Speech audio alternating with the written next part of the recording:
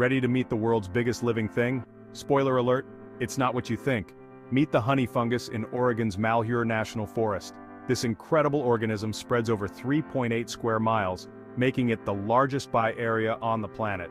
But here's the twist. Most of it is hidden underground. It forms a vast network of roots called mycelium. The mushrooms you see above ground, they're just tiny parts of this sprawling giant. What's even more amazing is its age. Scientists estimate it to be around 2,400 years old. Imagine that. A living organism that's been around since before the Roman Empire. It's fascinating to think that this seemingly unassuming fungus holds the title for the largest living thing on Earth. Next time you're in Oregon, remember, you might be standing on a gigantic ancient organism. So who knew fungi could be so cool? Stay curious.